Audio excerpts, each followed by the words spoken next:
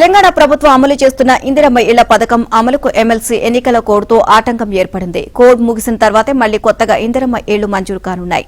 దీని ప్రకారం కొత్తగా ఖరారు చేసిన లబ్దిదారులకు మార్చిలో ఇళ్లు మంజూరు అవుతాయని తెలుస్తోంది. అయితే రాష్ట్ర ప్రభుత్వం జనవరి 26న ప్రారంభించిన 4 పథకాల్లో భాగంగా ఇందిరమ్మ ఇళ్ల పథకం కింద తెలంగాణ వ్యాప్తంగా 71,500 మంది లబ్దిదారులకు ఇళ్ల మంజూరు పత్రాలను అందించింది.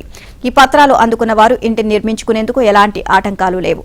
దరఖాస్తుదారుల్లో మళ్లీ కొత్తగా అర్హులను తేల్చి వారికి మంజూరు పత్రాలను ఇవ్వడానికి మాత్రమే కోడ్ వల్ల ఇబ్బంది తలెత్తిందని, అందువల్లే కొత్త ఇళ్ల మంజూరును చేపట్టడం లేదు అని తెలిసిందే. కొత్త లబ్దిదారులను ఖరారు చేసిన తర్వాత వారికి అందించే మంజూరు పత్రాల కోసం మళ్లీ ఉత్తర్వులు ఇవ్వాల్సి ఉంటుంది అని కోడ్ నిబంధనల ప్రకారం కొత్తగా ఉత్తర్వులు ఇచ్చేందుకు అవకాశం లేదని ప్రభుత్వ వర్గాలు అంటున్నాయి.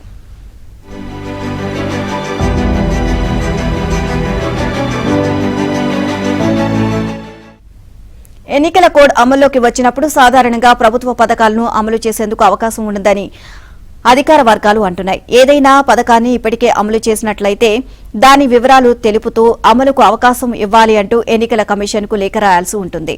దాన్ని పరిశీలించిన తర్వాత ఏం చేయాలో ఎన్నికల కమిషన్ స్పష్టత ఇస్తుంది. అయితే తెలంగాణ ప్రభుత్వం జనవరి 26న ఇందిరమ్మ ఇళ్ల పథకాన్ని ప్రారంభించారు. అదే విషయాన్ని తెలుపుతూ పథకం అమలుకు అవకాశం ఇవ్వాలని అధికారులు ఎన్నికల కమిషన్కు లేఖ రాసే అంశంపై స్పష్టత రావాల్సి ఉంది.